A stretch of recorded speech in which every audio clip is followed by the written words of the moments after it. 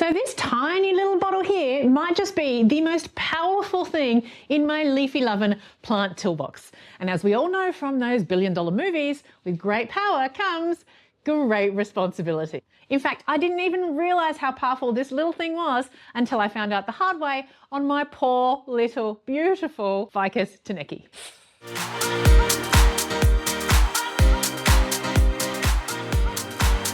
So I found out about Keiki paste through an amazing YouTuber called Miss Orchid Girl. Now, if you've been with my channel for a while, you probably already know this, but one of my very first plants was an orchid. And I obviously didn't know what I was doing with plants back then, and I almost killed it down to the tiniest little nub with a couple of tiny little roots. It was so sad.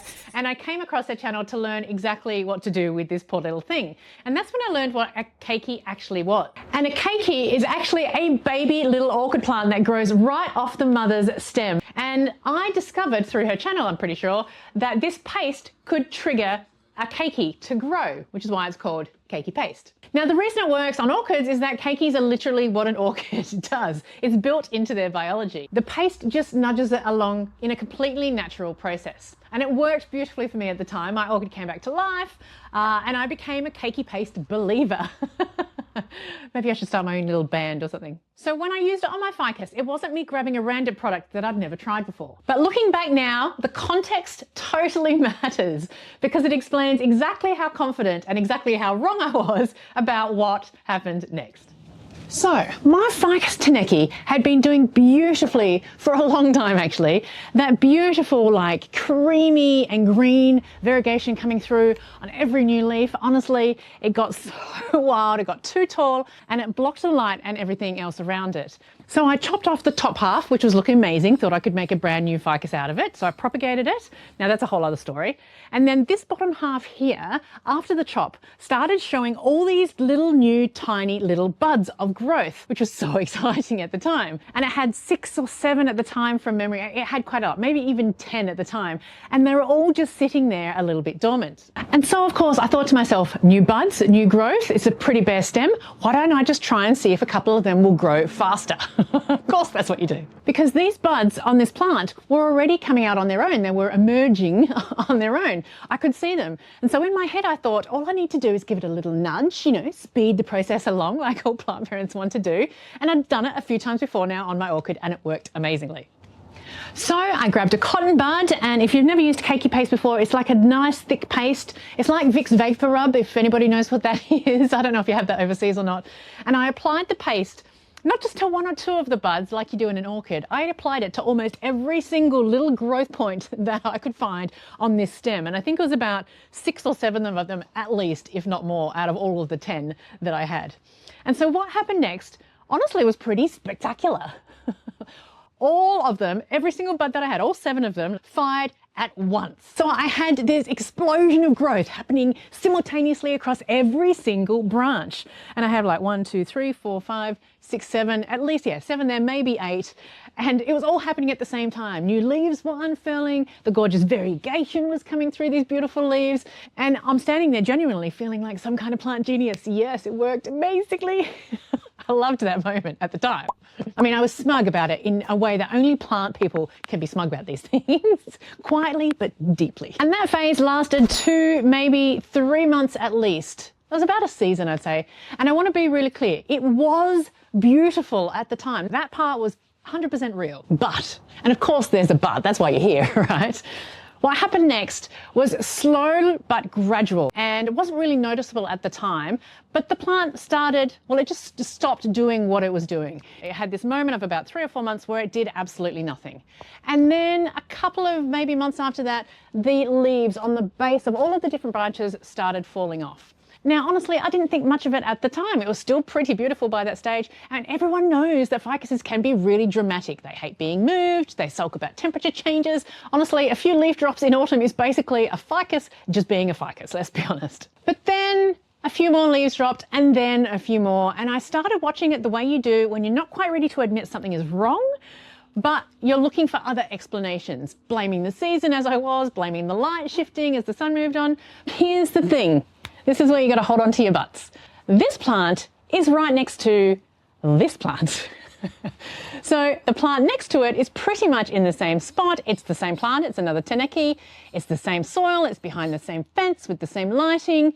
And the only difference with that plant and this poor little plant here was it didn't have any Keiki paste. And honestly, at that time, it was about twice as full as this one about a year later from the Keiki paste move. And honestly, after all of that time and the difference between the plants and the different seasons, that was the moment for me. I could not explain it away anymore. I could not ignore it because the only difference between these two plants was the paste applied on this one about 8 to 12 months beforehand. I don't remember the time, it was a while ago because I'm looking back now over the last 2 years.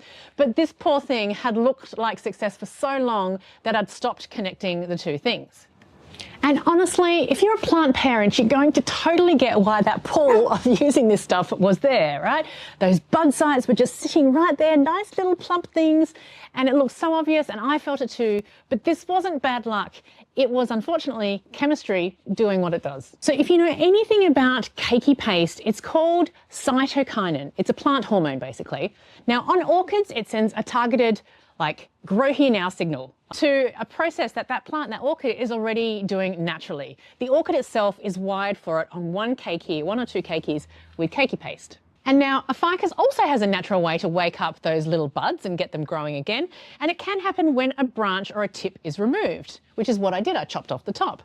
The ficus will then have its own system that carefully manages which buds activate and how many at once. So this plant, or all plants really, have a built-in regulator, like a safety switch, so that it doesn't use too much energy all at once. See where I'm going with this? Because what I did using this stuff was bypass that on-off switch entirely. I basically got to hitting all 7 sites simultaneously, and I forced this poor ficus plant to honor basically every single growth signal at the same time. And by gosh, it really tried. It genuinely tried. It gave me so much new growth right at the beginning. But it didn't have the energy reserves to sustain all 7 growth points heading into a new season, heading into the cooler months. Because when I chopped it, that already cost the plant a lot of energy and difference and change. And then the paste started mixing things up again. And then the season turned on. So this poor thing went through so much change that it didn't quite know what was happening, lost all of its energy reserves, and there was nothing left to hold on to all those leaves at the bottom of all of the different branches.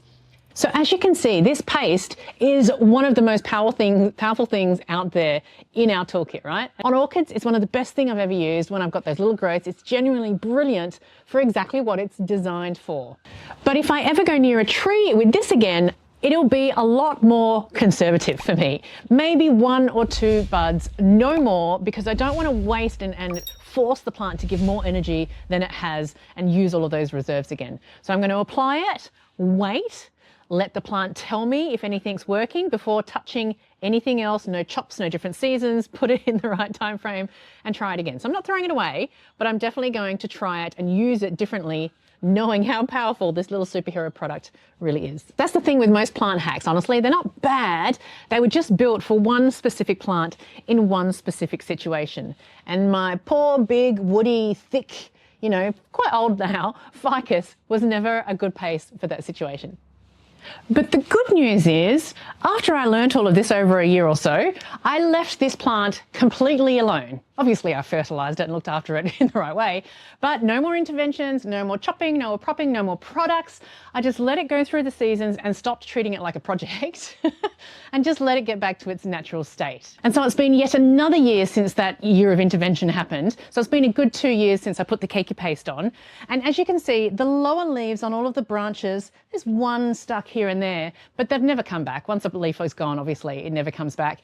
But the tips of these branches, I am very happy about, finally. Each one, I'm calling them like lollipop branches, because each one of these now has a bare bottom part of the branch, but the top part is giving me beautiful growth again. Honestly, it's the most bittersweet thing I think I've ever done in my plants, because I absolutely adore this plant. These Ficus Tineke leaves, when they come through properly, as you can see, are like a work of art. Honestly, there's some of the most beautiful leaves I think I have on any any single plant. That's including my Monstera albo. And again, if you've been with me, you know how much I love that thing. But look at the leaves on these plants. They're just so stunning, so unique and so different. And when there's a group of them, they look even more amazing. And now every single new leaf that comes out of this plant again feels earned, like probably by both of us. I'm so happy about this plant coming back to life. I'll just have to live with my choices and regret the bareness in the middle, but hopefully it'll grow big and beautiful again. Well, I know it will because it's already starting to come back to life. And so the paste will still stay in my toolkit, and so will this little learning of a story. So your turn. Tell me in the notes below, has a plant hack ever completely backfired on you like it kind of did for me on this one? Drop it in the comments below. Mine is clearly not going to be the only cautionary tale out there, so please do make me feel better and share your stories in the comments below. And so now that you know the wrong way, I think you might want to know the right way to get more growth and help your plants to grow a little bit faster. And that's exactly the video that I'm going to leave you with here next. So that is it for today's video. Thank you very much for watching. Have an amazing week full of leaves, love and laughter. Go enjoy your beautiful plants, and I will see you in the next video. Bye.